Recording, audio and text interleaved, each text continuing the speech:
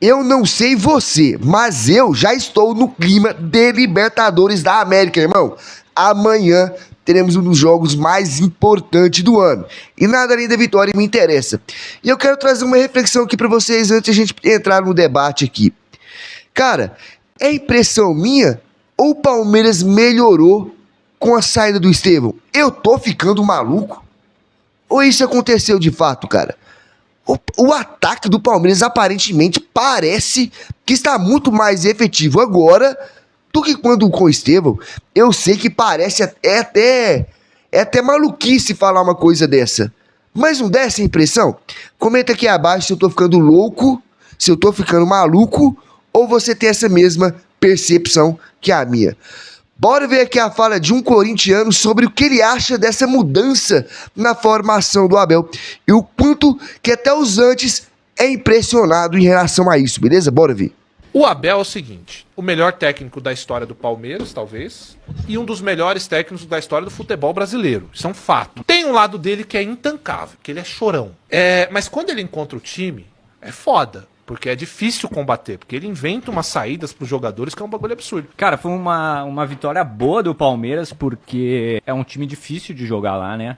Acho que eram 18 jogos que o River não perdia na Libertadores lá. O primeiro tempo muito bem. Coisa que a gente quer ver, né? O torcedor palmeirense quer ver. Quer ver a triangulação, quer ver passe, quer ver enfiada, escanteio, essa jogada. Foi muito bem. Aí no segundo tempo é aquele negócio, né, Cross? Dá aquela tirada de pé normal e aí o time jogando do River, fora de casa, né? Que também não é um time bobo, é um time experiente, tem jogadores bons, vai pra cima e começa a pressão no Palmeiras, que também cede a pressão. Mas assim, no geral, uma vitória excelente pro Palmeiras, e é isso que você falou. O Abel é um cara que se reinventa. E quando ele se reinventa, é difícil de parar, né? O Flaco não melhorou à toa.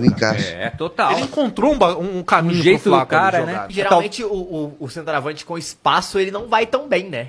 Cara. E ele com muito espaço, ele é muito mais técnico do que parece. Exatamente. E ele consegue fazer uma parada que eu acho muito interessante. Ele conseguiu explorar o melhor do Vitor Roque, que é o Vitor Roque em velocidade. Exatamente, cara. O segundo gol lá, exatamente. Isso. O Flaco vê, fala, vou jogar. Tanto é que o Vitor Roque tá olhando pra um lado e ele vai volta, nas costas, né? E ele ganha do cara e faz o gol. Mas o Abel é foda, né?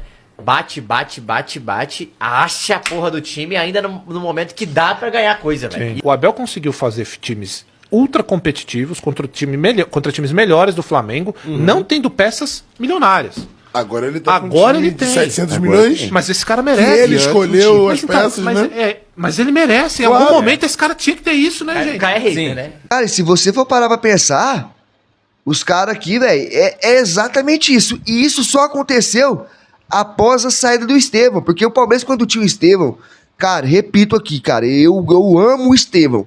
Mas que de fato o Palmeiras melhorou. Coletivamente, hoje, o Palmeiras tá melhor, cara. Com o Estevão, o Palmeiras só tinha uma jogada. Parece que o time todo jogava pra ele, cara. E ele, da melhor maneira possível, resolvia a parada na maioria das vezes. O Palmeiras não construía jogada de meio de campo, tá ligado? Sempre as jogadas eram do lado dele. Tanto que o lado esquerdo do Palmeiras era um lado esquerdo morto, cara. Inoperante, inofensivo. O lado esquerdo do Palmeiras era inofensivo. E já hoje não. Muitas jogadas construídas de gols do Palmeiras saem do lado esquerdo.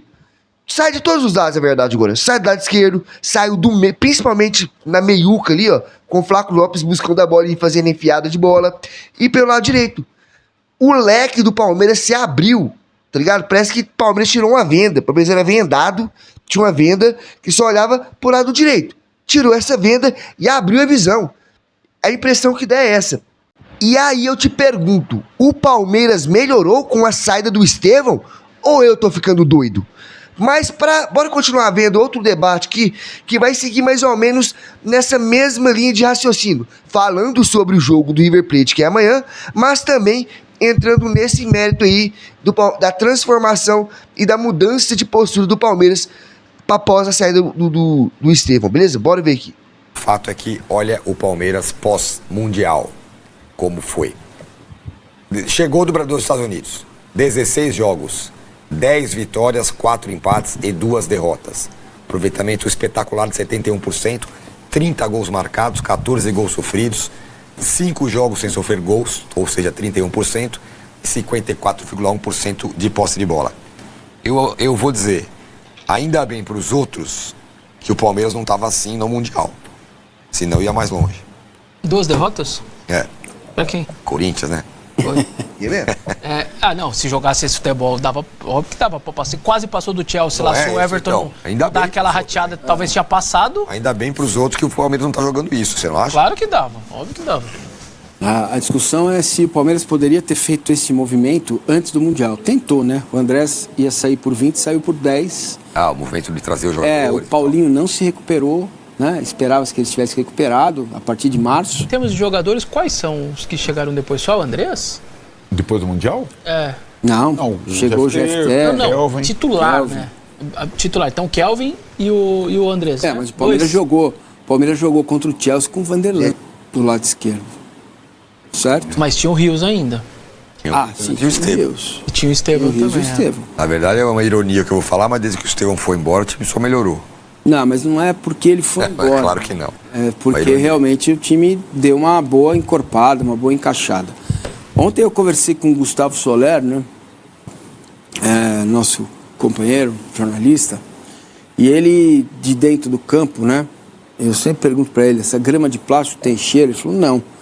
Mas ele falou que quando os jogadores que estavam no banco entraram, né, houve uma transformação, que já existe ali uma coisa deles se entenderem, saberem onde tem que estar. E isso a gente tem visto nos jogos, quer dizer. E tem uma fala do Abel, o Arnaldo, ele pensou ontem, mas...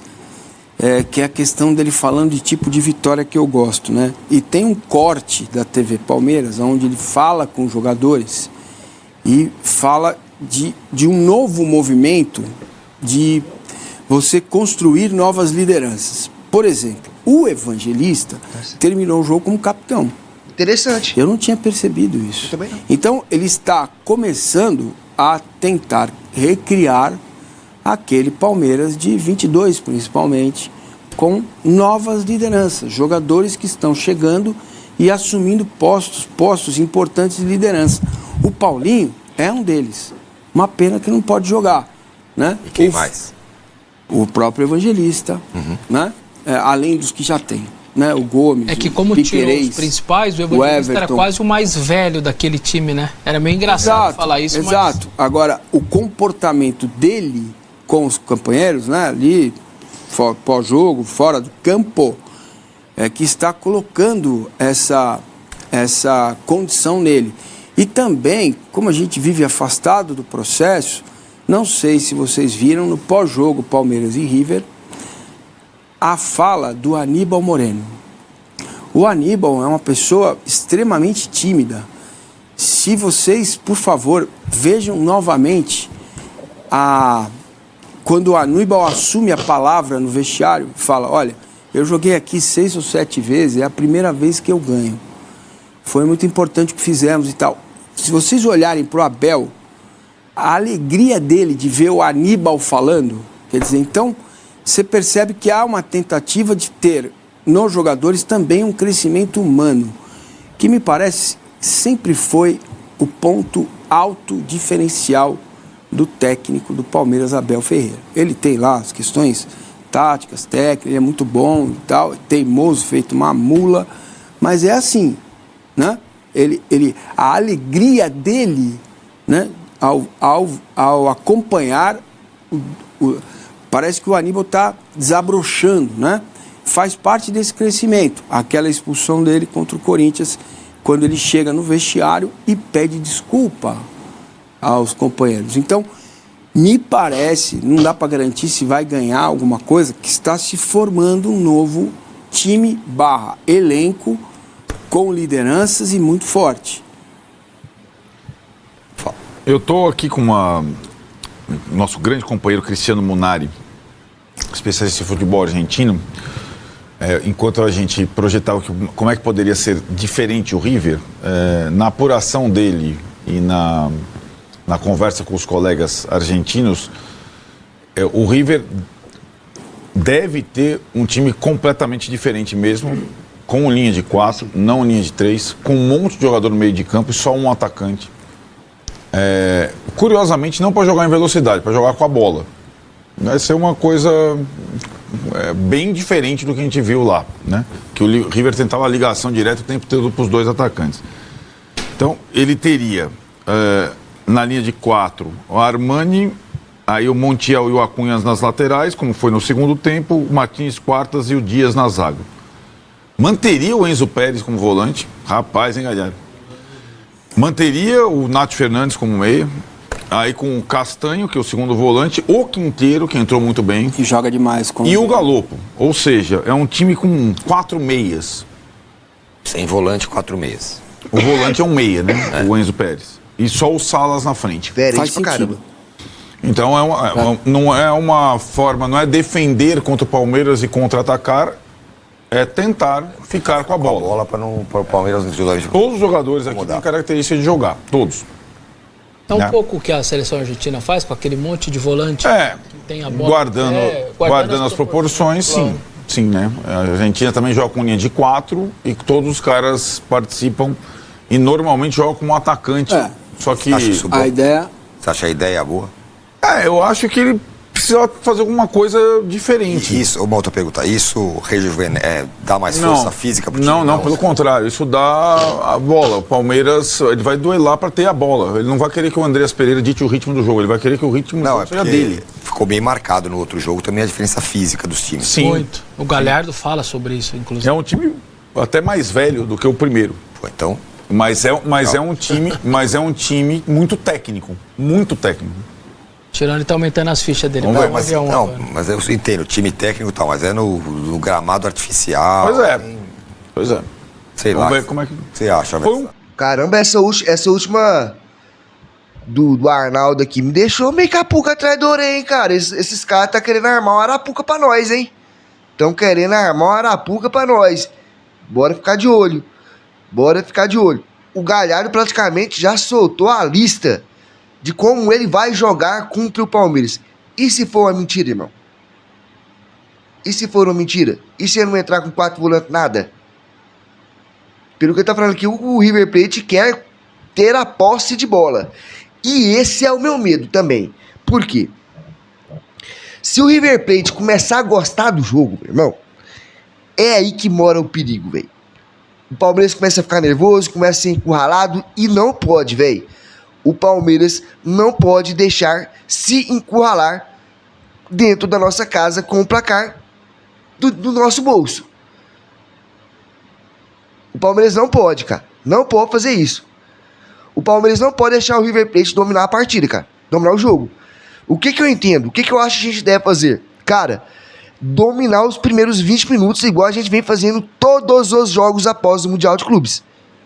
Os primeiros 20, 30 minutos tem que ser nosso. A gente tem que deixar o River Plate doido nos 30 minutos. Cansar os caras.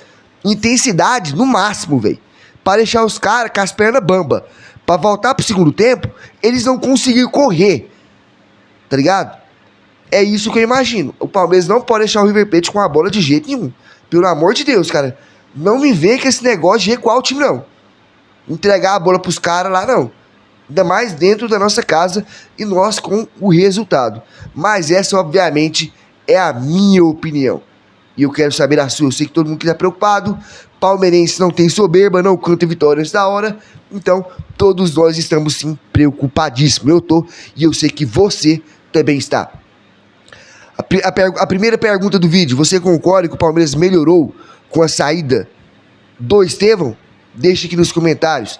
Você acha que o Palmeiras tem que dominar os primeiros 20 minutos ou cadenciar o jogo desde o começo?